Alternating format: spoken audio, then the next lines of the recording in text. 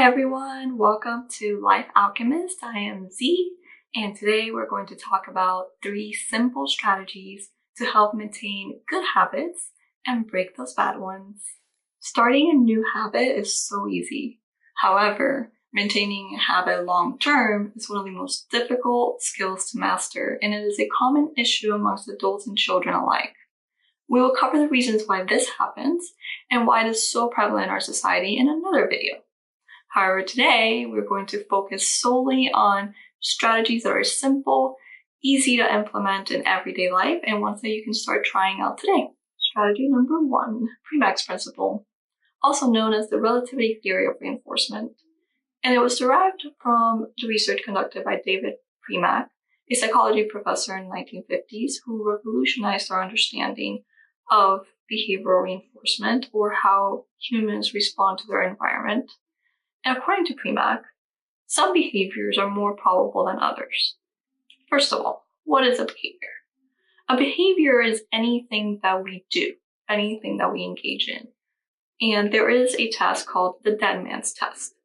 And according to the dead man's test, if a dead man cannot do it, then it can be categorized as a behavior. Can a dead man speak? No, he cannot. Therefore, speaking is a behavior. So it's thinking, walking, running, playing, watching TV, eating, the list goes on. So all that being said, there are some of those behaviors that are more probable than others. What does that mean? That just means that there are some behaviors that are more likely to occur than other behaviors within each individual. And according to the Premack principle, engaging in a high probability behavior, contingent on the occurrence of a low probability behavior, will act as a reinforcement for that low probability behavior. In other words, if a high probability behavior occurs contingently after that low probability behavior, then the likelihood of the low probability behavior of occurring increases. So I like to call this the first this, then that rule. First you do the undesirable task, then you do the desirable one. Some people also call it grandma's rule, because grandmas have been attributed to the dinner table rule of first you eat your veggies, then you get dessert. Well, this has been backed by science. So how does this look when you apply it to everyday life? Well, let's say that an undesirable task for you is to wash the dishes, but a desirable one is to go on social media. So you can make it a rule. First, wash dishes, then go on social media. You cannot break the rule.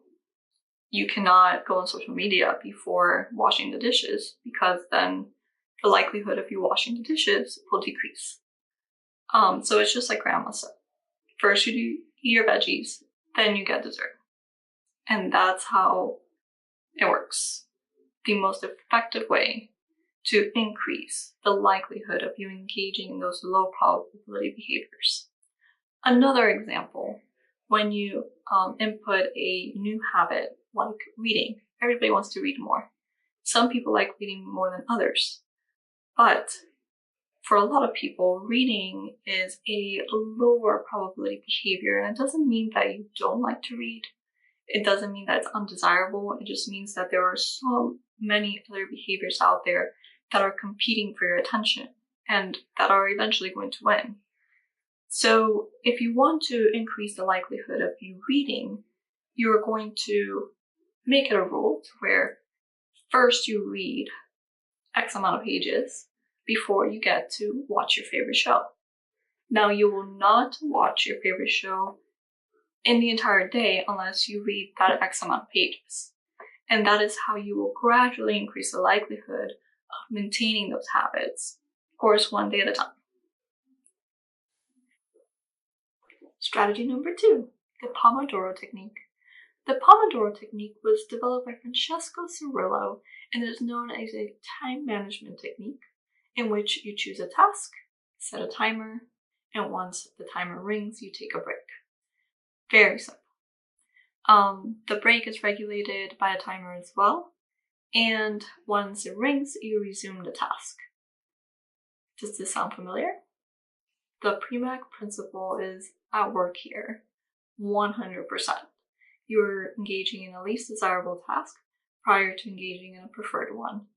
And what is appealing about this technique is the timer concept. Sometimes low probability behaviors are so aversive that we either choose not to engage in them at all, despite of knowing that there's a reward at the end, or try to finagle ourselves our way into obtaining that reward without putting the work in. But what if we can make those low probability behaviors more manageable by breaking them down into intervals? That's where Pomodoro comes in. By setting a timer, we know there is a concrete ending to the task at hand, despite of completion of that task.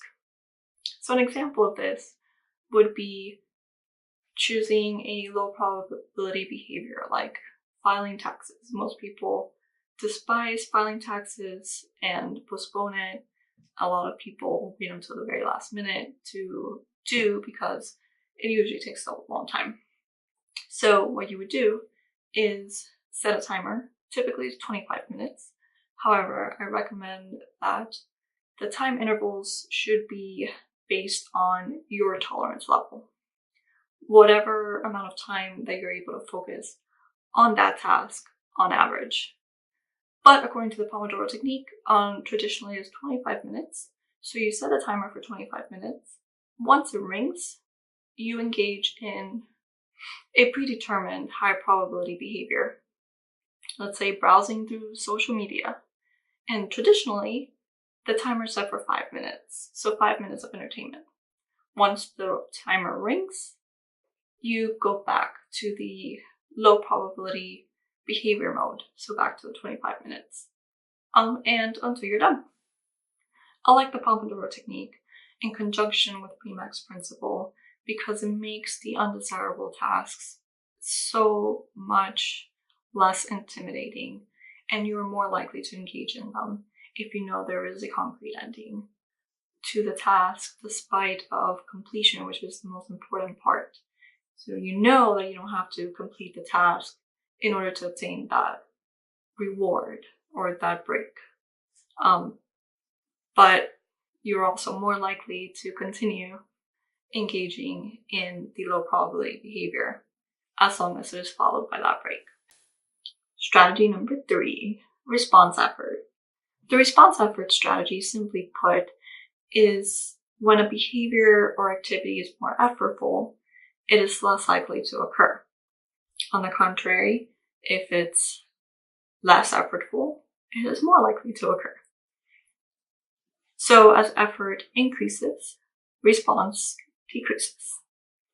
This has been demonstrated by research conducted that has even found similarities between those effects produced by increasing effort and those effects produced by punishment.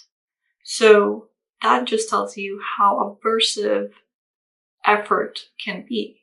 So whenever you increase force or you increase effort, you are immediately less likely for that behavior to occur. So how can this be transferred to your everyday life? Essentially, when you're making the low probability behaviors or those undesirable tasks easier, you're making them more likely to occur. So just make everything easier, everything within reach. Organize everything, plan ahead, line everything up. When everything is within reach, even if it's 2 seconds that you're saving or 2 inches closer to you, believe it or not, it is increasing the likelihood that you will engage in these behaviors or follow through with them. So an example of this, a common one, would be placing the unhealthy foods on the top shelves in a pantry and the healthy foods on the bottom. This will increase the likelihood of especially kids in the house to reach for the healthy foods and not for the unhealthy ones. Actually, you should not even have the unhealthy ones present in the house because it increases the effort even more, also increasing the likelihood of those behaviors not even occurring. So how can you apply response effort to your everyday life and to increase your habits? For example, if your desk chair is a very uncomfortable one and you are trying to write a paper, you are less likely to spend longer periods of time sitting on that chair because it is uncomfortable. And so, of course, if you replace that chair for a more comfortable one, it will increase the likelihood that you will sit for longer periods of time, even if you're engaging in a low probability task like writing a paper. Another example of this for children is making all homework materials readily available and organizing them in one spot, like a basket or bin, where it decreases the likelihood that they'll be scavenging the house for pencils and obviously procrastinating getting the work done. Another example, one that I do myself, is scanning receipts for tax purposes. Once it comes time to file for taxes, it is so much easier to just pull up all your receipts, have them digitally all in one file instead of having hundreds of papers everywhere and having to sort through those last minute. And another one, which applies to the Pomodoro technique, are these timer cubes. And these are really handy because it decreases the effort of having to go on your phone and obviously the distractions that come along with going on your phone or setting a timer on your computer. And all you have to do is flip the cube on the time interval that you want, and once it rings, you flip it back. And it's so simple. This can be applied to homework for children. It can be applied to reading time, reading as a habit for an adult, and basically any habit that takes time and you want to increase the time that you spend doing. Timer cubes, they're the way to go. I recently discovered them. They've been a lifesaver. Totally recommend them. So that is all for now. Like this video if you enjoyed it, if you found it helpful and informative, and if you would like to watch more of these videos in the future. And make sure to comment below any topic ideas, anything that you want me to discuss in future videos. And thanks for watching. Bye!